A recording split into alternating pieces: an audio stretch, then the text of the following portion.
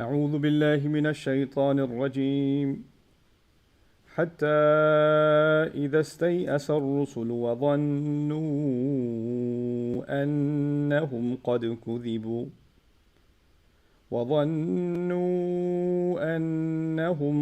كذبوا جاءهم نصرنا فنجي من نشاء ولا يرد بأسنا عن القوم المجرمين رب اشرح لي صدري ويسر لي أمري واحلل عقدة من لساني يفقه قولي فالحمد لله رب العالمين والصلاة والسلام على سيد الأنبياء والمرسلين وعلى آله وصحبه أجمعين أما بعد. Once again everyone, Assalamu alaikum wa rahmatullahi ta'ala wa barakatuh. I am going to try and start our study of ayah number 110 of Surah Yusuf today. I must admit it has been a taxing study for this ayah because it has an issue in it that really deserves a lot of thought, contemplation, careful reading, rereading, investigation before we open our mouth about it. So what I've decided to do, even though I don't think I've done my due diligence in completing my scan of whatever I can on the material found on this ayah, I do want to get started somewhere. So a lot of what we can cover under the study of this ayah is not complicated. And so I'd like to get much of that homework out of the way and then maybe have a dedicated session on the complexity that is inside of it. And I think these kinds of things deserve that much time. And if I still feel that I'm not capable of doing it at least some level of justice, then maybe I'm going to drag my dear friend Sohaib, who's been helping me, and I'm very grateful for his help. In fact, he actually, on the one question that I asked him, he even put together a full 1 hour briefing of a scan of multiple readings for me, just so I can wrap my head around what's going on with our scholarship on the subject. So maybe I'll just drag him into the session next, in the part B of this ayah, just so we can, talk it out. Whatever I feel is best to communicate the message of the ayah, inshallah ta'ala. So what I'm going to do today is, I'm going to just give you guys a preface that I am mostly going to focus on the non-complex parts of the reading of this ayah. So let's translate it. And the reason complexity occurs is because there are two readings of the ayah. So I'll translate both of them and I'll maybe it'll give you some idea where the difficulty lies. And then inshallah we'll start talking about how things are coming together. Actually, can you do me a favor? I think Seiko took my phone and it had some of my notes in it. Can you grab those for me? And you can put them on this edge so you're not in the shot. Okay. All right, so let's begin. أعوذ بالله من الشيطان الرجيم حتى إذا استيأس الرسل وظنوا أنهم قد كذبوا. Until the point. Now, what is this until the point? The previous ayah says, وَمَا أَرْسَلْنَا مِن قَبْلِكَ إِلَّا رِجَالًا نُوحِي إِلَيْهِمْ. We didn't send any messengers from before you except men that we gave inspiration to, meaning Allah gave revelation to them. مِنْ أَهْلِ الْقُرَى, from within the people of the towns. أَفَلَمْ يَسِيرُوا فِي الْأَرْضِ. Didn't they then travel in the land? فَيَنْظُرَ كَيْفَ كَانَ عَاقِبَةُ الَّذِينَ مِنْ قَبْلِهِمْ. Then they didn't take a good look themselves.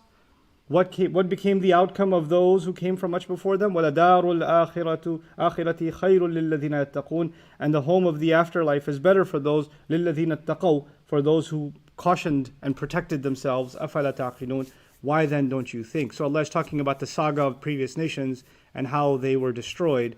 And right before the moments of destruction, what happened? So this ayah is going to be, the previous ayah was, haven't they seen the ruins of previous nations and how they've been dealt with? Why do they think they're an exception?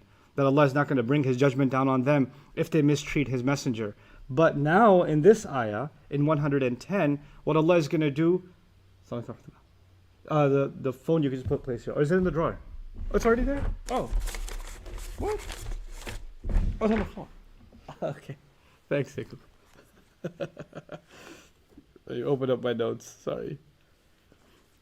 Yeah, my brain's all over the place because of this ayah. But mashallah, alhamdulillah, what a joy to study Quran.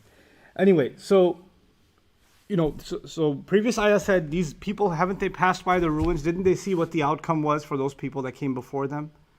And after that, now Allah takes us to those scenes. What led those ruins to happen was a long history, but right before things really went crazy. Think like the nation was completely wrecked, or heavenly punishment descended. The punishment descended from the sky, and Allah's verdict came. What was the scene right before all of that went down? حَتَّى إِذَا اسْتَيْأَسَ الرُّسُلُ, until the point when messengers, and I'll translate what I think is more convincing, until the point where messengers nearly lost all hope. Nearly lost all hope. وَظَنُّوا أَنَّهُمْ قَدْ كُذِبُوا, and they started to, the thought dawned on them, and again I'm translating the way I think is a preferable reading, and the thought dawned on them, or they started believing, أَنَّهُمْ قَدْ كُذِبُوا, that they have been lied to. The messengers, it started dawning on them that they have been lied to. Another translation is going to be, the easier one is going to be, and it dawned on them that they are going to be called liars. What that means, the easier reading means, is it dawned on them that these people who are calling them liars are not going to change. So they lost all, the first part was they nearly lost all hope. Why did they lose all hope? Because the thought started becoming dominant inside of them that the people that they are trying to preach to are no longer going to believe in them. Like there's no hope for them turning around. Okay? وَظَنُّوا أَنَّهُمْ قَدْ كُذِّبُوا. That would be with a shadda. We'll dig into that. But كُذِّبُوا, that they were lied to. That's the more complex reading. جَاءَهُمْ نَصْرُنَا, our aid came to them. So at the very last moment when they were losing all hope and they thought that they've been lied to or they've been called liars now and that's not going to change, our aid arrived at them. Our aid came to them. فَنُجِّيَ مَن نَشَاءُ, then whoever we want, whoever we will was rescued. Whoever we decide was rescued. Which is a heavy thing to say. So that'll be a discussion by itself. وَلَا يُرَدُّ بَأْسُنَا عَنِ الْقَوْمِ الْمُجْرِمِينَ, and our war, meaning our delivery of war, our artillery, when you bring the war to someone, when the armies descend, like, instead of the war coming to us, we'll take the war to them. You know what that means? That someone takes their weaponry, their artillery, their masses, and they bring it to the enemy, right? And so Allah says, our war will not be turned away. As if war is something like a spear headed towards someone, right? The calamity we decide is not going to be turned away from al-qawm al-mujrimeen, from criminal people, from the people who commit crime. So again, a bunch of loaded statements inside of this ayah. But today we're going to address something complex, the smartest thing to do is to break it up into simpler parts. Those of you that study Arabic with me, hopefully now see that, right? So you can look at something at the beginning as something complex and loaded, and when you break it up into smaller parts, it starts making more and more sense. So my task, maybe my only task today, is actually to talk about hopelessness. إِذَا اسْتَيْأَسَ الرُّسُلُ. Just that. If I could do that, then we've gotten ourselves to a good start, right? And the thing that I want to highlight before we talk about hopelessness and what we can learn from it is actually a kind of a scholarly discussion about the two different words for hopelessness. So you've got iyas or al-iyas or al-ya'is, which means hopelessness, and the root letters are ya, hamza, and sin. And from it, in a different pattern, in the istif'al pattern, you get isti'as, or istay'asa yastay'isu, isti'asan, which some consider to be the same thing. Isti'as and iyas, or al-ya'is, meaning all the same. But Ibn Taymiyyah rahimahullah actually made a pretty good case, and I thought this already on my own because of my self-studies. I thought there has to be a difference between these two words, especially because inside of the ecosystem of this surah, Allah used both of these words. And he fused these words together inside of the same narrative, inside of the same story. That must mean, I would argue, a divine intent that there has to be a highlighted difference between them. They can't be looked at exactly the same way. Because if Allah meant exactly the same thing, He would say exactly the same word, right? So He used a different form of the word. So what does the isti'as do that iyas doesn't do? Again, two different words for hopelessness. So I think the best way to kind of look at that is, I was just going to read to you what Ibn Taymiyyah wrote about the subject. It's about a page of reading from his commentary, but I think it's worth it. And then inshallah we're going to try and dig into this. So I'll read this and translate for you. إِذَا اسْتَيْأَسَ الرُّسُلُ فَإِنَّهُ قَالَ سُبْحَانَهُ that Allah subhanahu wa ta'ala said, إِذَا اسْتَيْأَسَ الرُّسُلُ, until the point where messengers, and I'm translating almost lost all hope. But if you don't consider a difference between them, you will translate it as until the point when the messengers lost hope. So you would drop the word almost, right? So, but I'm not doing that. I'm saying almost lost all hope. But those who say ya'is and isti'as mean the same thing, they wouldn't use the word almost, they would say they lost hope. Right? So he says, he uses the word istay'asa, وَلَمْ يَقُلْ يَئِسَ الرُّسُلُ, and he didn't say that the messengers lost hope, the other word. So now Ibn Taymiyyah is saying, he said this but not this, so he's distinguishing between them. And the first time I read that, I was like, somebody said it. Okay. وَلَا ذَكَرَ مَا اسْتَيْأَسُوا مِنْهُ, and he didn't say, so one, he didn't say ya'is, which literally means to lose hope. And second, he didn't say what they lost hope in. وَلَا ذَكَرَ مَا اسْتَيْأَسُوا مِنْهُ. So it says they lost hope. They lost hope in what? He doesn't say what that is. So those are the two observations he starts off with. وَهَذَا اللَّفْظُ قَدْ ذَكَرَهُ فِي هَذِهِ السُّورَةِ. And this word, istay'asa, the one that I'm calling almost lost hope, he's already mentioned it. Allah has already mentioned it in this surah. فَلَمَّا اسْتَيْأَسُوا مِنْهُ خَلَصُوا نَجِيًّا. When they almost lost all hope from him, they went into solitude. This is this part of the story. Let me recap so you can understand the ayah citation here. Yusuf's brothers took their brother Binyamin to who they thought was the minister, but it was their brother, right? And when he arrested him under the pretense that he created, and then he wouldn't let him go. So I'm not going to let him go because no matter what you say, he's going to stay here, right? When they did that, and they tried to make a case, he's got an old father, please let him come with us, he wouldn't let him go, right? When they lost, now the translation that was when they lost all hope, right? When they lost all hope that they can't get him back, the word istay'asa was used. The same word I'm saying means almost lost all hope, right? But there it seemed like it sounds like they lost all hope. But now I'm saying it means they almost lost all hope. So when they almost lost all hope, they met in solitude. خَلَصُوا نَجِيًّا. Now the thing is, if you lose all hope, then there is no need for you to meet.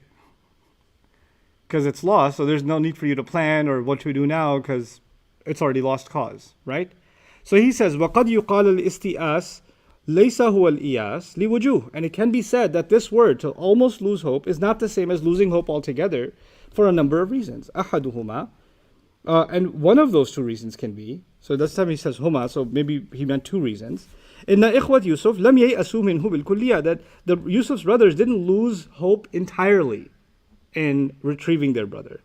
فَإِنَّ قَوْلَ كَبِيرِهِمْ, because what their biggest brother said, فَلَنْ أَبْرَحَ الْأَرْضَ حَتَّى يَأْذَنَ لِي أَبِي أَوْ يَحْكُمَ اللَّهُ لِي وَهُوَ خَيْرُ الْحَاكِمِينَ, that I shall remain in the land until my dad gives me permission or Allah makes a verdict for me. Remember that ayah? Allah makes a verdict for me, and He's the best of all who can make a verdict. Allah makes a decision for me. دَلِيلٌ عَلَى أَنَّهُ يَرْجُو أَنْ يَحْكُمَ اللَّهُ لَهُ. It's actually evidence that he was hoping that Allah will make some verdict for him. So that statement itself includes hope in it, which means istay'asu in the previous ayah would mean they lost nearly all hope, but not all hope, because if you lost all hope, you wouldn't be saying, Allah will, I'll stay here until Allah opens an opening, or Allah makes a verdict. وَحُكْمُهُ هُنَا لَا بُدَّ أَنْ يَتَضَمَّنَ تَخْلِيصًا. And here, perhaps Allah's verdict would mean some kind of relief. So therefore, there is some glimmer of hope, which is why he stays behind. So this is his first evidence to say why istay'asa doesn't mean losing all hope. It means almost losing all hope. لِيُوسُفَ مِنْهُمْ وَإِلَّا فَحُكْمُهُ لَهُ بِغَيْرِ ذَلِكَ لَا يُنَاسِبُ قُعُودُهُ فِي مِصْرَ لِأَجْلِ ذَلِكَ. And if that's not the case, then there doesn't seem to be a point for him staying back in Egypt. If there's not some glimmer of hope, there's no point for him to stay back. وَأَيْضًا فَالْيَأِسْ يَكُونُ فِي الشَّيْءِ الَّذِي لَا يَكُونُ. And it also can be said that hopelessness is about something that is impossible for it to happen. That's when you become hopeless, when something is impossible. وَلَمْ يَجِئْ مَا يَقْتَضِي ذَلِكَ. And he didn't come across what would necessitate it's completely impossible. فَإِنَّهُمْ قَالُوا يَا أَيُّهَا الْعَزِيزُ. Because فَإِنَّهُمْ, they said, Minister, إِنَّ لَهُ أَبًا شَيْخًا كَبِيرًا, he has an old father. فَخُذْ أَحَدَنَا مَكَانَهُ, take one of us in his place. إِنَّا نَرَاكَ مِنَ الْمُحْسِنِينَ, we see you as someone who does favors. We see you as someone who does good. قَالَ مَعَاذَ اللَّهِ, he said, I seek Allah's refuge. I cling to God. أَن نَأْخُذَ إِلَّا مَنْ وَجَدْنَا مَتَاعَنَا عِنْدَهُ, that we shall arrest anyone except the one we found our goods with. So, إِنَّا إِذًا لَظَالِمُونَ, that we would be wrongdoers if that's the case. فامتنع من تسليمه إليهم. So he prevented from handing him over to them. ومن المعلوم أن هذا لا يجب القطع بأنه لا يسلم إليهم. But it's also known that doesn't mean it's absolutely the case. This is one situation, but that doesn't mean forever you can never have him back. That doesn't necessarily close the door. فإنه يتغير عزمه ونيته, because his decision can change and his intentions can change. وما أكثر تقليب القلوب. And how often does it happen in the world that hearts change? I mean, a person saying never, never, never, but a person's never doesn't have to be never, right? A person's heart can change. And he says, and how often have you seen that in life? Ibn Taymiyyah kind of drops that little zinger in there. How often do you see that in life? Someone says, I'll always love you. 3 years later. Right? We're always going to be like that. Yeah, okay. I would never blah, blah, blah. Really? Never. Then you look back and say, oh, didn't you used to say never? Yeah, I felt that at the time. So the always and the never and the absolutely this and that and the other, when human beings say that, there can be limits on that, right? Things can happen that are out of our control. We can't even actually fully control our own hearts, actually. So feelings can change, circumstances can change. So he says, this is not set in stone, because a heart itself isn't set in stone. وَقَدْ يَتَغَيَّرُ الْأَمْرُ بِغَيْرِهِ. It can also be that Yusuf loses his power and somebody else takes charge. حَتَّى يَصِيرَ الْحُكْمُ إِلَيْهِ. And then the verdict and the decision-making power will go to a different judge. إِلَى غَيْرِهِ. وَقَدْ يَتَخَلَّصُ بِغَيْرِ اخْتِيَارِهِ. It could also be that he has to let him go with no choice of his matter, meaning circumstances are created, the prisons are flooded, or something else happens, and he has to let him go. وَالْعَادَاتْ قَدْ جَرَّتْ بِهَذَا على مثل من عنده من قال لا يعطيه فقد يعطيه قد يخرج من يده بغير اختياره. And how many times have you seen a case where someone says, I'm not going to give, I'm not going to give, I'm not going to give, and then Allah creates circumstances where the giving comes right out of his hands without him having any choice. وقد يموت عنه فيخرج. And it could be that he could die, meaning Yusuf could actually die, and then his decisions would be nullified or something. والعالم مملوء من هذا. And the world is full of cases of this, where people are so sure that they're not going to change, or the verdict has been passed, and then circumstances change completely. Right? Plans have been made, verdicts have been issued, court documents have been sealed, and then the circumstances change. So there is still hope. In this world, human beings are not, and our decisions are never set in stone. Second reason why we should think of istayasa as almost lost hope, or nearly lost hope, but not all hope. Okay? Or lost hope altogether. قال لهم يعقوب. Yaqub said to them, listen to this. يا بني اذهبوا, my sons, go. فتحسسوا من يوسف. Seek out, sense out, scope out for Yusuf and his brother. Remember that ayah?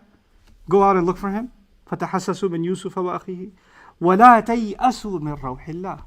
And don't lose hope in Allah's loving mercy. And don't lose hope in Allah's care. And the words don't lose hope are yayasu. Not don't almost lose hope, don't lose hope. So, and he says, إِنَّهُ لَا يَيْأَسُ مِنْ رَوْحِ اللَّهِ إِلَّا الْقَوْمُ الْكَافِرُونَ. Nobody loses hope in the mercy of Allah except disbelieving people. So this time the word for hope is different from the one that was just used for prophets. So this becomes also a matter of how Allah speaks about prophets as opposed to disbelievers. Disbelievers have ya'is. Disbelievers have no hope. And messengers can get to a point where they're almost at no hope, but never at no hope absolutely. You understand? So there's a line drawn. The feeling is hopelessness.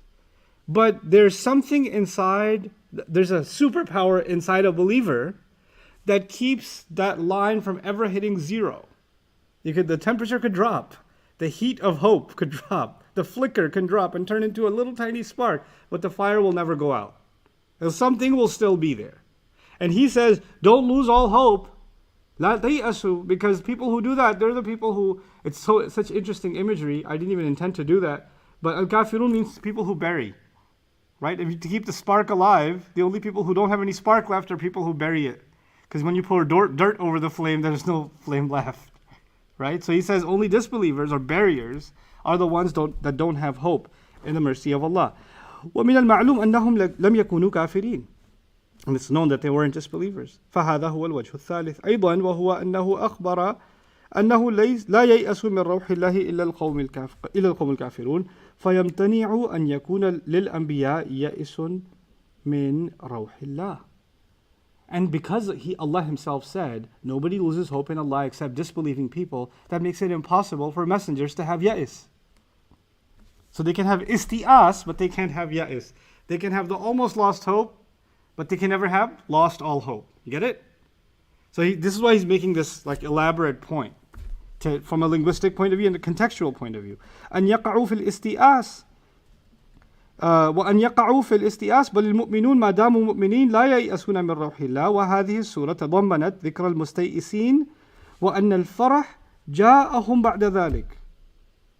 So he says this context actually suggests that the believers who almost lost hope, because the story of Yusuf is about people who almost lost entire hope, and then joy came to them after that, right? So Yaqub alayhi salam is brought to the brink, to the point where he's crying out like he's never cried out in his life, and then Allah gives him relief, right? So that he brings them to the point of almost losing hope, and then he brings them joy, and that's to teach the believer not to ever lose hope completely. لا ييأس المؤمن ولهذا فيها. And it's because of that in the surah you have لقد كان في قصصهم عبرة, that in their stories, in their story and in their narrative there is a powerful tear-jerking lesson, a lesson that will move you. فذكر استيئاس الإخوة من أخي يوسف وذكر استيئاس الرسل يصلح أن يدخل فيما ذكره ابن عباس وما ذكرته عائشة. He says, and therefore the almost losing hope can be something that can be interpreted in line with what Ibn Abbas said and what Aisha said. And that's our assignment for tomorrow, inshallah. What did Ibn Abbas say? What did Aisha say? And how is he tying that to almost losing hope? Okay. But this final comment on this. أن الاستيئاس استفعال. This is his fourth line of reasoning. That isti'al is from the pattern, the morphology pattern, the sarf pattern of istif'al. والاستفعال يقع على وجوه, and this pattern is used for a number of reasons. يكون لطلب الفعل من الغير. It's used to demand something for someone else. So istifham, for example, I'll just use his examples. فالاستخراج والاستفهام والاستعلام يكون في الأفعال المتعدية. So wanting to draw something out, or wanting to seek an explanation. Istifham. Faham is understanding. Istifham, to seek an understanding. Isti'lam, to seek information from ilm. Ilm is knowledge, right? Isti'lam, to seek out knowledge. To want knowledge from someone else. To inquire, even. You can say isti'lam. So these are all transitive verbs. Grammar students, you'll see what transitive and intransitive means soon. This is lazim and ta'addi. استخرجت المال من غيري. I drew out the money from other than myself. كذلك استفهمت, just like that I sought understanding. ولا يصلح هذا أن يكون معنى الاستئاس. But this trend inside the istif'al pattern to seek something from someone, like we say istighfar, right? Because we're seeking forgiveness from Allah, so you see the ist in it. It's the same isti'as.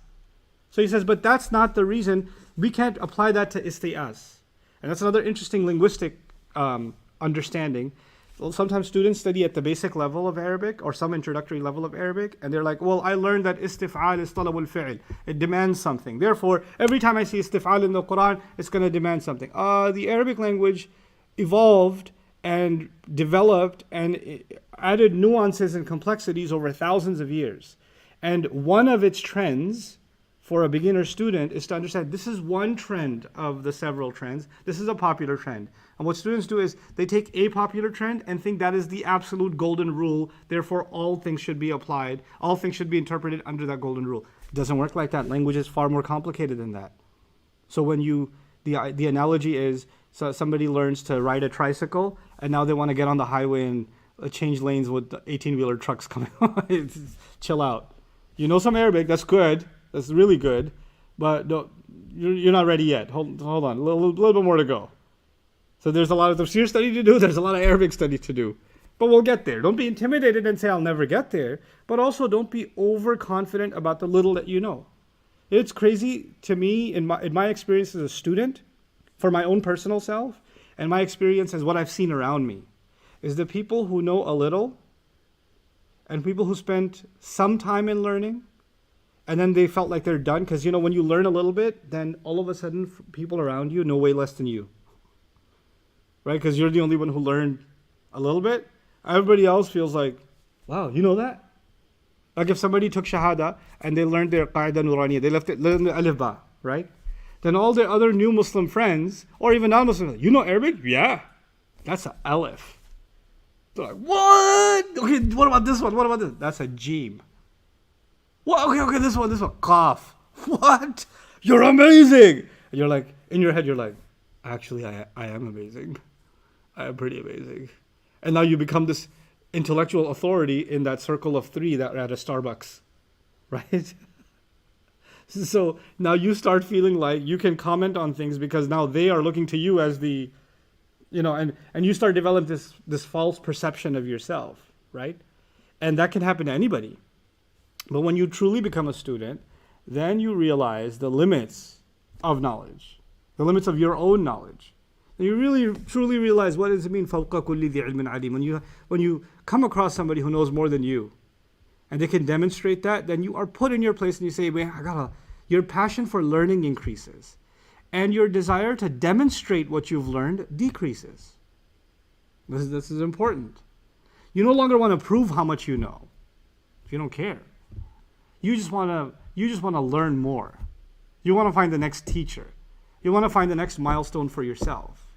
Learning becomes a joy. And even what you share with somebody is not because you just really wanted to show them what you know. What you share with them is almost like learning is, I think of learning as eating really delicious food. Or eating food that it's almost like consuming perfume, putting perfume on yourself. People around you will just smell it. Hey, what did you eat? Hey, what's that? Right? Like if you have a book in front of you, it doesn't have a smell. But if you have delicious food in front of you, people come, what is that?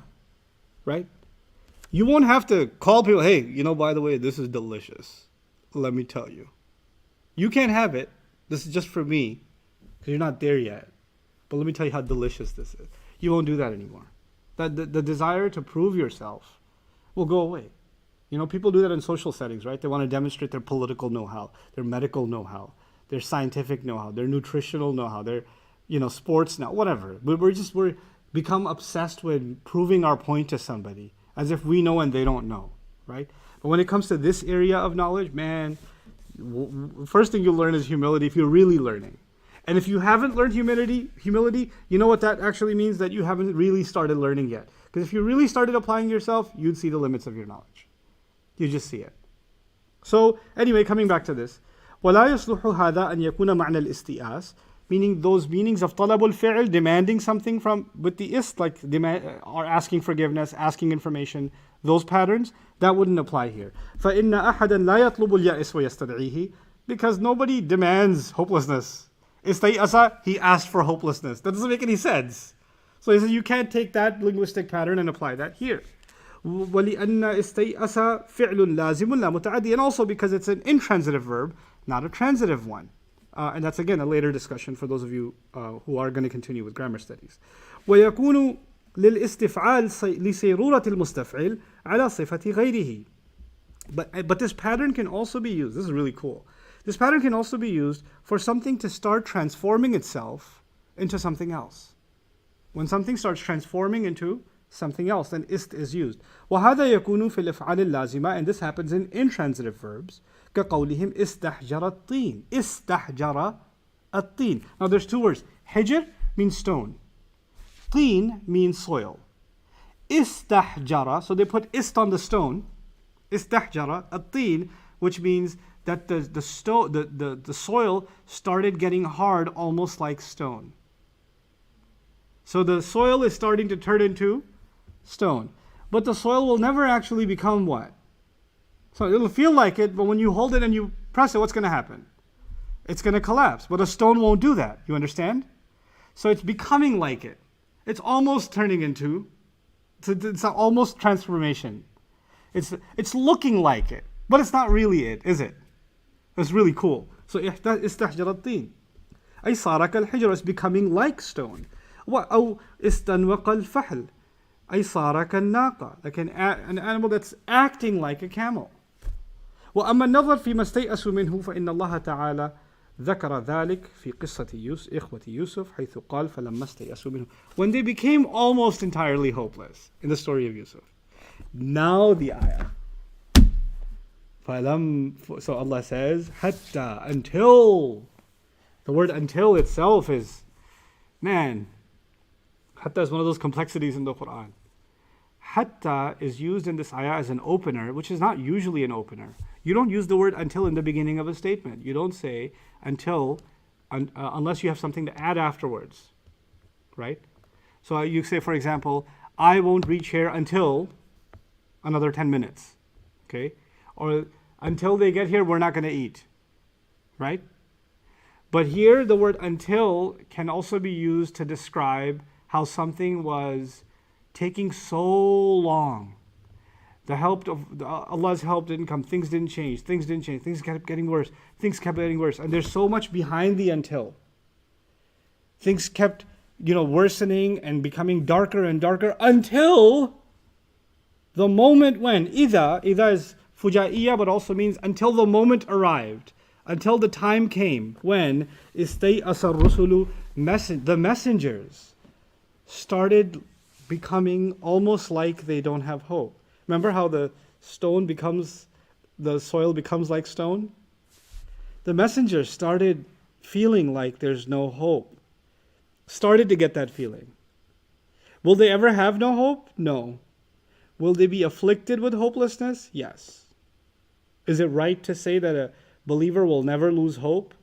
No, but it's also wrong to say a believer will never be hopeless.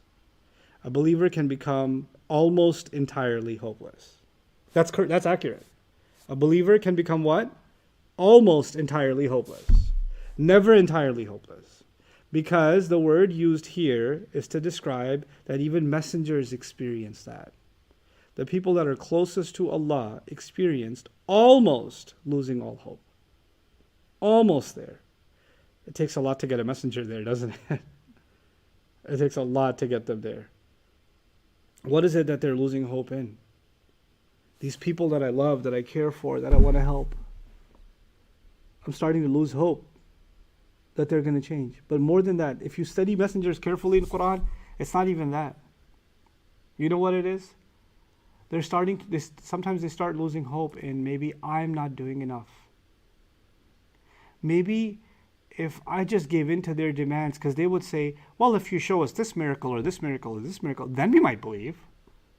Maybe if I just gave them what they wanted, maybe then they'll believe. Maybe I should just ask Allah to give them what they want, and then they'll believe. And Allah is not giving that to me, that's why they're not believing. People who put demands on you to do the right thing, and then you blame yourself for not giving into their demands, and say, they're not doing the right thing because I didn't give in to their demands. No, they're not doing the right thing because they're messed up. You don't put that hopelessness on yourself and that blame on yourself and say, I'm falling short of something. This even happened with the Prophet ﷺ. They asked him for, مِنَ الْأَرْضِ يَنْبُوعًا. You know what? Why don't you bring out, we have Zamzam here, but we could use a lot more water. It's a desert environment. Why don't you just get springs coming out all over the desert? Because your God is almighty, right? Why don't you turn these mountains into gold? Let's just do that, فَتُفَجِّرُ الْأَنْهَارَ تَفْجِيرًا. So that the gushes of rivers will flow in every direction. Why don't you just do that? Or how about you bring our ancestors back? Can you do that? Because we really respected them. So if my great-grandpa came back and told me, hey, believe in him, I'd be like, yes, sir. And how does Quran answer that question? Quran says the Israelites were given a dead person coming back to life in front of their eyes. Yes or no?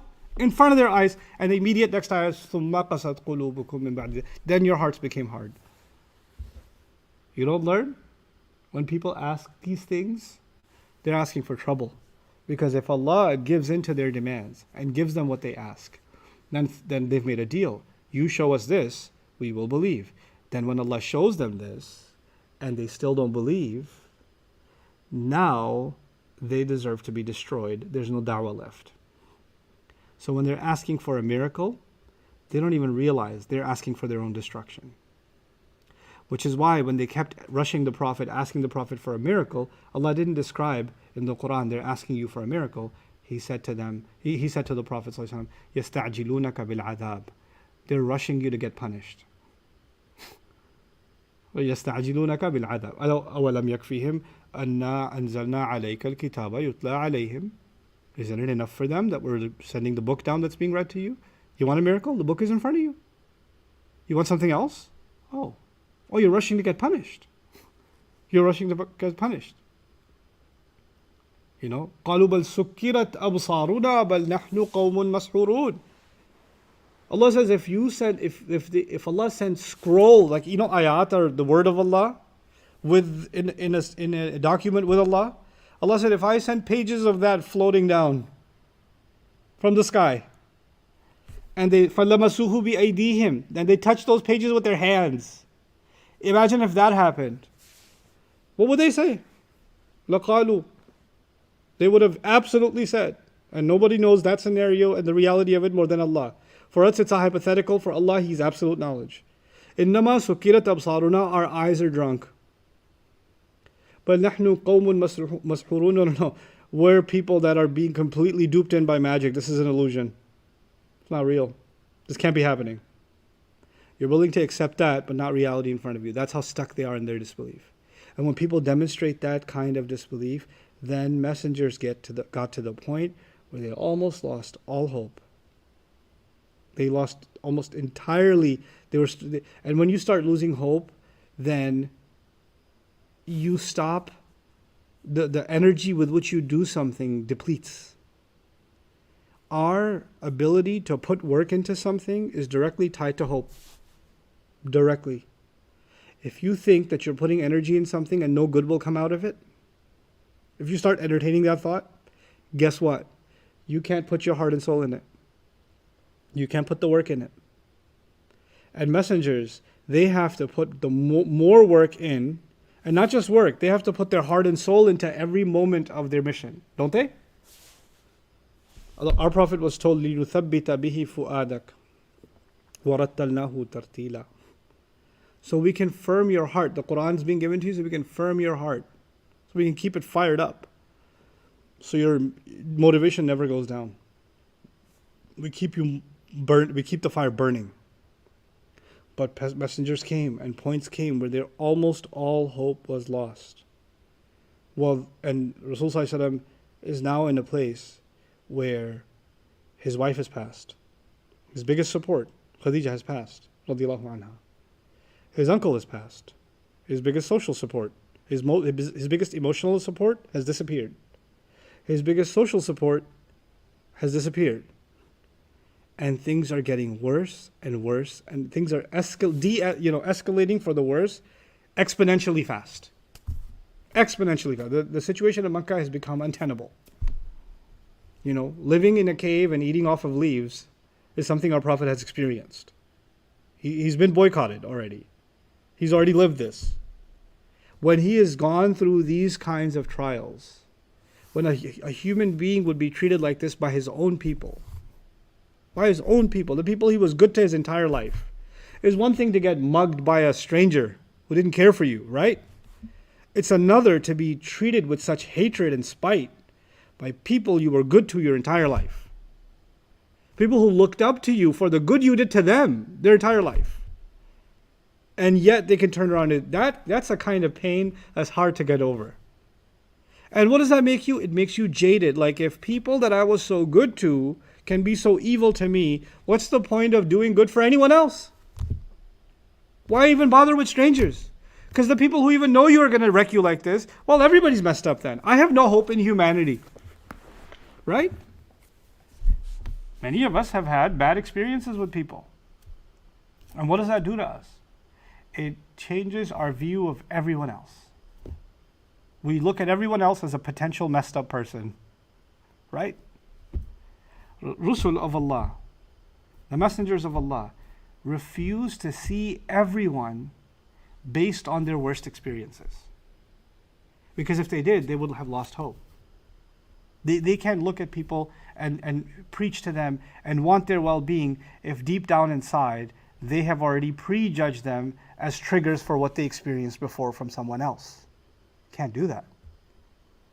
But when the same people, and they don't even do that for people who hurt them, actually. This is what makes messengers different from us. When somebody mistreats you, you're like, forget you, man. I don't got to deal with you. I'm out.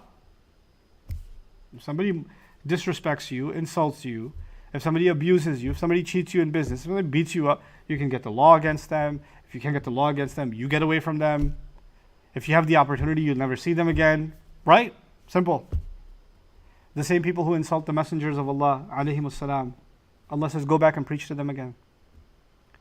No, find yourself a new town. These people don't appreciate you. No, same town, same people, same neighbor. Ya Allah, they spit at me when I was reciting the ayat of your ayat. Yesterday they shooed me away like I'm an animal. You want me to go back and talk to them again? Yes, talk to them again. Day and night, same people. You think if you talk to them, the first time they insulted you, the second time, they're going to be like, oh, I already insulted him yesterday, so I should go easier on him today. You know what these thugs are going to do? Oh, you back for more? Oh, this is going to be fun. Are they going to cross a further line, or are they going to become more respectful? Just use your mind. How are things going to get for them? Things keep getting worse and worse. These people's behaviors start becoming more audacious, more obnoxious, more outrageous. And the messengers have no choice to walk away. Go back and preach to them again. Go back and preach to them again. Go back and preach to them again. And the more times they go back, the worse they get. The worst, and then it goes from mockery to accusations to insults. وَقَالُوا مَجْنُونٌ وَازْدُجِرْ وَقَالُوا مَجْنُونٌ was insane. And he was yelled at. وَازْدُجِرْ means every time he speaks, hey, we don't want to hear you. Hey, get out of here, get out of here. Like they overpower their voices over his. They scold him like he's done something wrong. That's how they treat him. Like, you know, the crazy person that you have to escort out of the building? That kind of thing. Excuse me, you can't be here. No, get out of here. That's how they were treated. And the messengers wouldn't give up. Now can you just we hear these things and we just pass over them like 950 years with Nuh alayhi salam.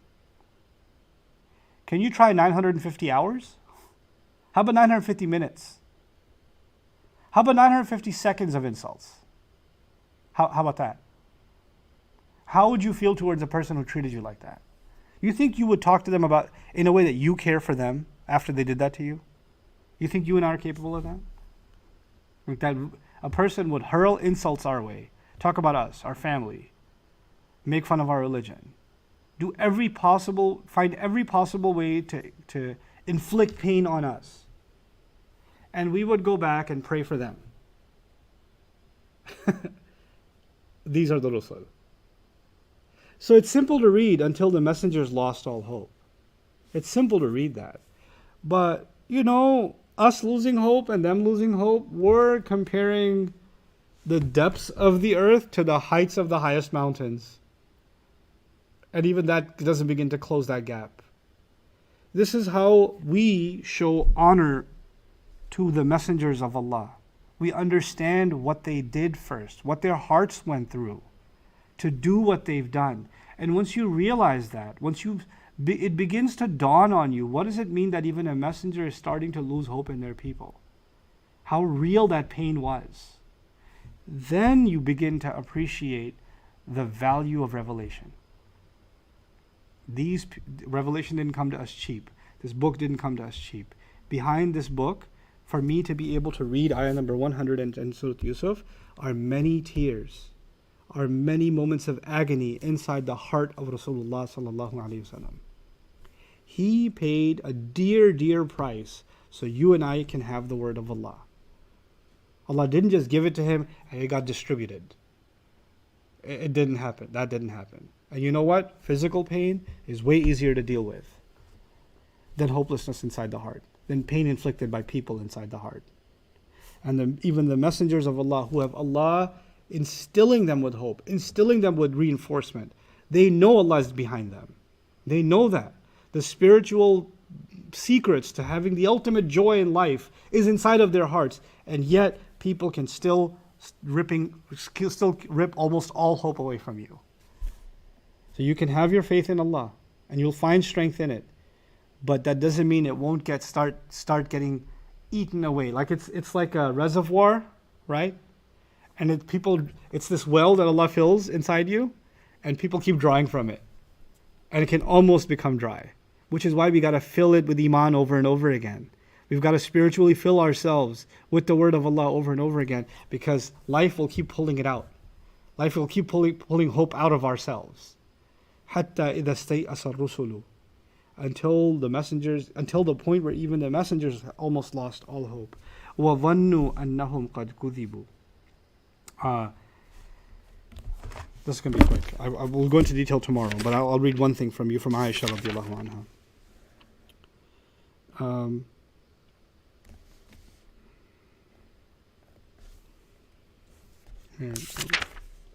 There's so many pages on this one. Okay.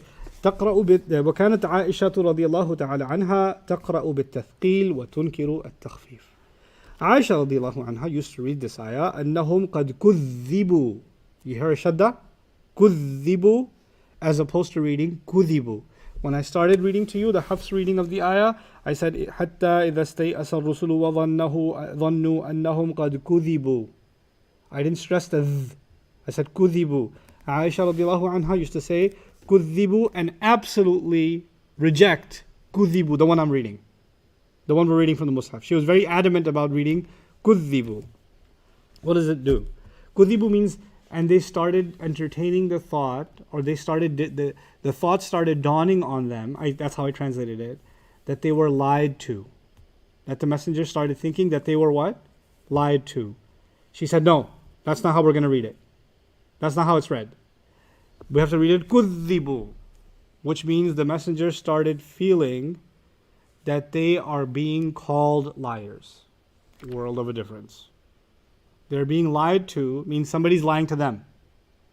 They're being called liars means they're the ones that are being accused of being liars. Totally different things, isn't it? See what a shadda does? That's why you got to pay attention to the Tajweed class. So we're going to understand her comment a little bit today, just a little bit. كذبوا, that they started believing that people are considering them liars. أنهم قد كذبوا. She says, and then somebody came to her, so كما في الصحيح عن الزهري أخبرني عروة عن عائشة قالت له. So Urwa narrates from Aisha that she said to him, وهو يسألها, and he was asking her, وظنوا أنهم قد كذبوا مخففة. He asked her about the ayah. They thought that they were lied to. And she said, مَعَاذَ اللَّهِ, Allah forbid, I cling to Allah. No. So she got offended when she heard كذبوا. لم تكن الرسل تظن ذلك بربها. Messengers never thought like that about their God, about their master. Meaning, they started thinking they've been lied to, meaning Allah lied to them, ma'adh Allah. Right? That's what she saw that could mean, and so she rejected it. قُلْتُ فَمَا هَذَا النَّصْرِ. So I asked, so what does that mean that they thought they were lied to, then our help came? So what's this help that came? So she says, حَتَّى إِذَا اسْتَيْأَسَ الرُّسُلُ بِمَنْ كَذَّبَهُم مِّن قَوْمِهِمْ وَظَنَّتِ الرُّسُلُ أَنَّ أَتْبَاعَهُم قد كذبوهم جاءهم نصر الله عند ذلك لعمري لقد استيقنوا أن قومهم كذبوهم فما هو بالظن. So there's two things I'll leave you with today, according to her reading. Then we'll do the other readings too. According to her reading, the messenger started absolutely believing that there's no hope and these people are going to call them liars. That's all they'll ever see me as. There's no hope of them seeing me as anybody else or anything else but a liar. They're just going to consider me a liar. And another dimension, she adds, is that they lost all hope in the disbelievers and things got so hard for them that they started thinking even the people who have dared to believe in me, things are becoming so hard for them that they might actually come under pressure and they'll say, no, okay, you're right, he's not a messenger, I can't deal with this. So they started questioning whether their followers will remain their followers or they will also step back and say, this I didn't sign up for this. There's too much. There's too much. That's how hopeless they even started questioning, will these followers still consider me a messenger? Because here I was delivering a message of faith and hope and peace. And because they believe in me, they have their faith is being tested every day. Their hope is being ripped from them. Their peace is gone, can't be found. So they're like, I thought religion is going to make my life easier. So this is not what I ordered on Amazon. So I think I'm out. So the messengers even started fearing. The thoughts started coming to them that maybe my followers will not remain my followers. That's how hard things got. Now, a messenger can start almost losing hope. And the trials can be so tough that even a messenger can think that people that have loved me, that have followed me, that have prayed with me, that have honored me, even they can start walking away. Even they might start walking away. You know what this ayah tells us? It tells us that we don't think to ourselves, I'd never leave Islam. I'd never leave Islam. Messengers got scared at a point where their followers might leave. That they might call them a liar. And what would make them do that? It wouldn't be some philosophical epiphany. It wouldn't be some college university course. It would be trials in their life. The trials can become so tough that take hope away. And actually, because hope is being taken away, the devil might make them put blame on following messengers as the real culprit. So if you just get rid of this messenger business, you can go back to having an easy life. And the messenger started thinking, maybe that's what my followers will do. Maybe they'll go back to, because sometimes being awake is uncomfortable and being asleep is more comfortable. I just woke them up, but maybe they'll want to go back to the comfort of sleep. That thought started coming to them. That's how tough it became to stay awake. This is an ayah about what it means to have faith. Because what it means to have faith is to have your eye on an ugly reality and face it, not run from it. And when you face that reality, sometimes people don't have the strength to hold on to keep dealing with reality as it is. You know what people do nowadays? When reality gets too tough, they run to a video game. They run to alcohol. They can run to drugs. They can run to because I can't face it. I can't think about it. It's too tough. I can't face it. When messengers themselves are like, these people aren't changing, things are getting worse and worse and worse. I'm almost at the point of hopelessness myself. And what my biggest hopelessness, the near hopelessness that I have is even the people that have dared to believe with me are starting to give up, or might give up. They might call me a liar. They might say this religion doesn't have victory. Well, what victory? What is this? Then our help came. Ja'ahum nasruna. Then our aid finally at that point arrived, where even the messengers, by the point where even the messengers were shaken. So we'll pick up from this point, inshallah ta'ala, tomorrow. Maybe we'll just spend this week on ayah 110. I don't know. But there is stuff to be unpacked here. That's quite a bit more that needs to get unpacked here. We'll look at the word dhann in some more depth. We'll look at the other qira'at and their implications in some more depth. And we're going to look at some other ayat in the Quran that talk about the same thing to help us understand this better. May Allah Azza wa Jal make us strong and help us become those who hold on to their faith. And even when things become almost hopeless, we're never of those who lose complete hope in Allah. بارك الله لي ولكم في القرآن الحكيم ونفعني وإياكم بالآيات والذكر الحكيم.